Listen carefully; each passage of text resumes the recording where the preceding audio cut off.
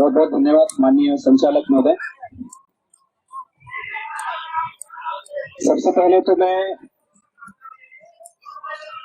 आज की इस महाआक्रोश रैली में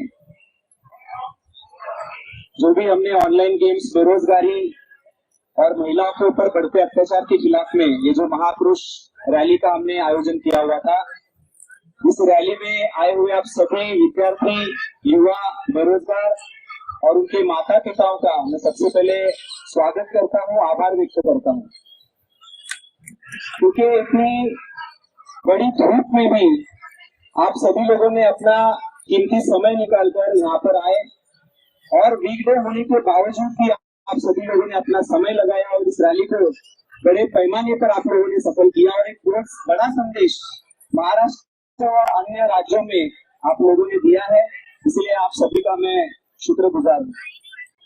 साथियों, ये रैली करने के पीछे का खास मकसद है तो ये है कि आज आप देखते हैं कि देश में जो केंद्र सरकार है, ये केंद्र सरकार सत्ता में आने से पहले इन्होंने 2014 में ऐसा वादा किया था कि हम हर साल 2 करोड़ रोजगार देंगे। यानी बेरोजगारी के मुद्दे को आधार बनाकर उन लोगों ने ऐसा स्टेटमेंट किया, नरेंद्र मोदी ने ऐसा स्टेटमेंट किया कि हम हर साल 2 करोड़ रोजगार देंगे। ऐसा कहकर वो सत्ता में आए और आज 10 साल बीतने के बावजूद भी 2 करोड़ तो छोड़ो, 2 लाख सरकारी नौकरियां भी नहीं दे पाए।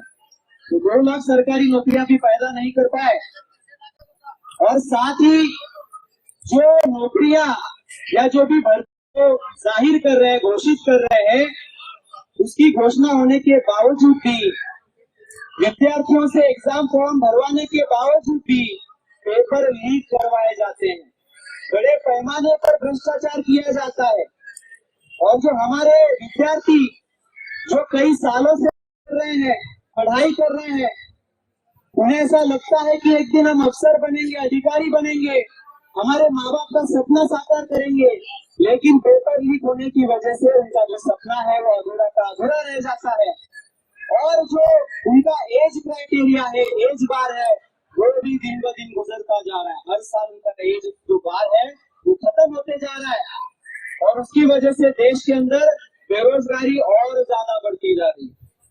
तो साथियों, ये जो बेरोजगारी का मुद्दा है, ये बेरोजगारी का मुद्दा गरीबी से या पैसों के मामले से जुड़ा हुआ नहीं है। ये सरकार ओबीसी के बहुजन विद्यार्थियों को, युवाओं को प्रतिनिधित्व से वंचित करना चाहती है।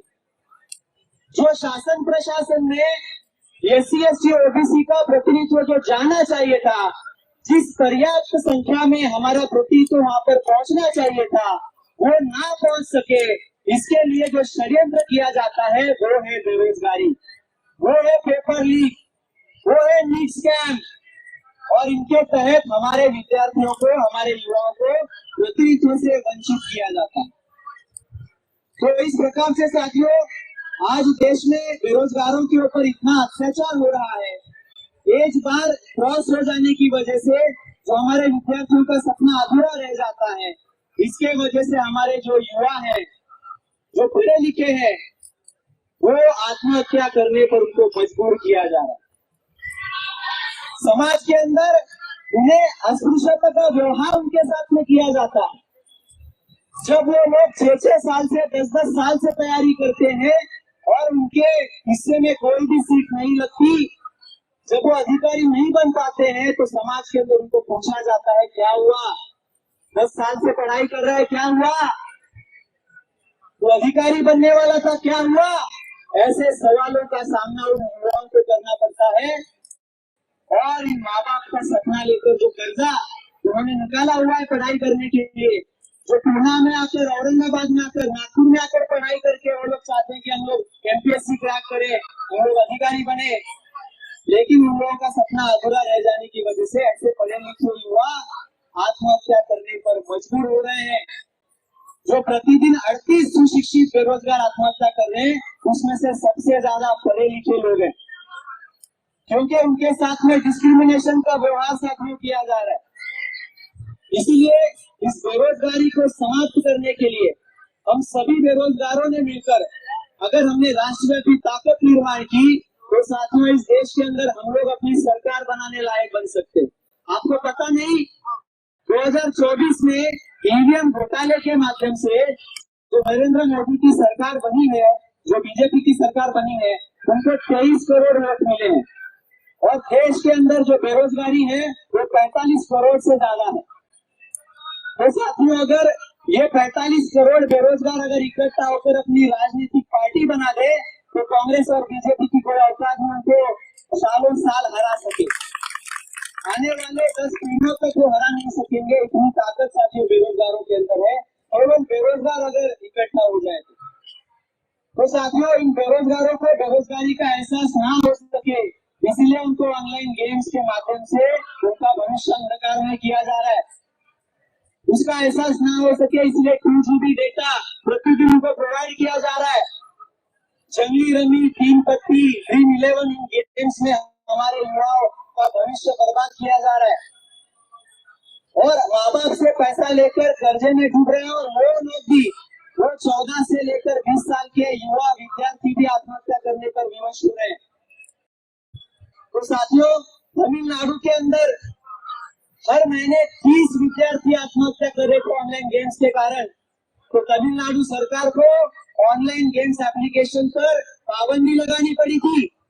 तो क्या महाराष्ट्र सरकार ऑनलाइन गेम्स पर पाबंदी नहीं लगा सकती? जरूर लगा सकती है, लेकिन बोलेगा कौन? ये जो समस्या है ये हमारी है, जो समस्या पैदा करते हैं वो समाधान नहीं करते।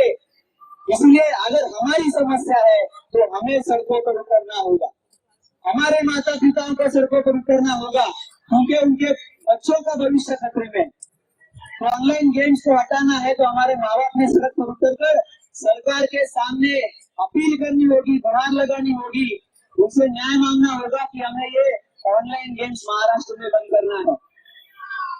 और साथियों जो सेलिब्रिटीज इसको प्रमोट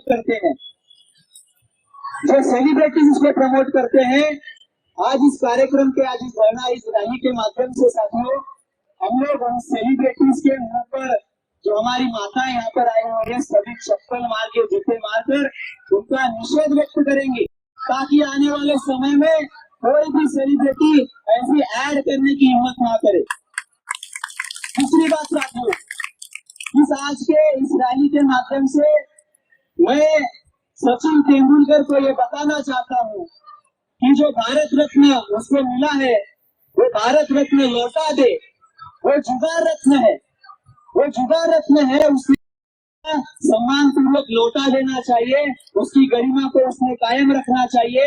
ऐसी अपील मैं इस आज के रैली के माध्यम से करता हूँ। अगर वो भारत रत्न नहीं लौटाते हैं तो हम लोग रैली करके, धरना करके उसको जुगार रत्न हम लोग घोषित कर देंगे। साथियों आने वाले समय में ये जो हमारी बेरोजगारी बढ़ रही है और हमारे विद्यार्थियों को जो शिक्षा से वंचित किया जा रहा है, इसके पीछे सरकार अलग अलग पॉलिसीज बनाकर काम कर रही है, जिसमें सबसे बड़ी जो पॉलिसी है वो न्यू एजुकेशन पॉलिसी। अभी तक हमारे जो यूनिवर्सिटी के प्रोफेसर हैं उन लोगों को भी उसकी बैकग्राउंड जानकारी नहीं है कि ये ऑनलाइन, ये जो न्यू एजुकेशन पॉलिसी है वो हमारे बच्चों के लिए कितनी खतरे वाली साबित हो सकती है। इसमें हमारे जो माध्यमिक शिक्षा वाले जो बच्चे हैं उनको स्किल एजुकेशन के नाम पर जातिगत और परंपरागत व्यवसाय सिखाने का काम ये न्यू एजुकेशन पॉलिसी करेगी, जिसमें हमारे बच्चों को नाई काम, तेली काम, वाली काम, कुर्मी काम, रोटी काम सिखाया जाएगा। और इस काम के माध्यम से जो हमारे बच्चे जो परंपरागत और जातिगत जो काम कर रहे थे उसी में उनको साथियों बंदिस्त किया जाएगा और हायर एजुकेशन की जो चाहत है वो चाहत पूरी तरीके से खत्म की जाएगी, जिसकी वजह से बाल मजदूर पैदा होंगे। और हायर एजुकेशन में जब पहुंचेंगे तो पहुंचते ही हायर एजुकेशन से वंचित करने का षड्यंत्र साथियों किया गया है। जो यूजीसी है, जो ग्रांट देने वाली संस्था है, हटाने का काम इस एजुकेशन पॉलिसी के द्वारा किया गया है। अगर यूजीसी हटा दिया जाए तो हमारे बच्चे जिस ग्रांट की वजह से हायर एजुकेशन, प्रोफेशनल एजुकेशन और टेक्निकल एजुकेशन ले रहे थे, वो लेने से हमारे बच्चे वंचित हो जाएंगे।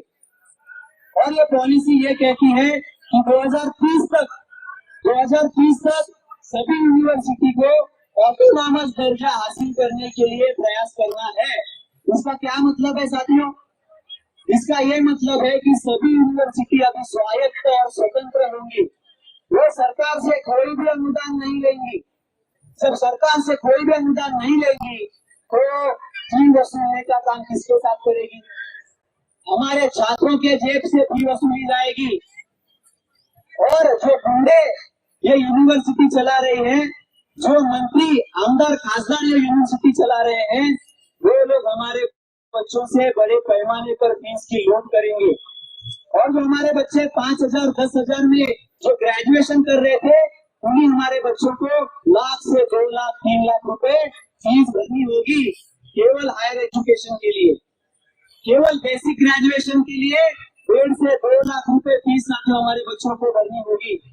तो इतना सत्यानाश इस एजुकेशन पॉलिसी के द्वारा हमारे भोजन साथियों का, भोजन वर्ग का किया जाएगा। इसीलिए इस न्यू एजुकेशन पॉलिसी को बंद किया जाए, ये भी मांग लेकर साथियों आज की रैली की जा रही है। आखिरी बात साथियों मैं कहना चाहूंगा, 15 मुद्दे हैं, लेकिन बहुत महत्वपूर्ण मुद्दा ये है, हमारी महिला हमारे आज यहाँ पर बीच में बैठी है।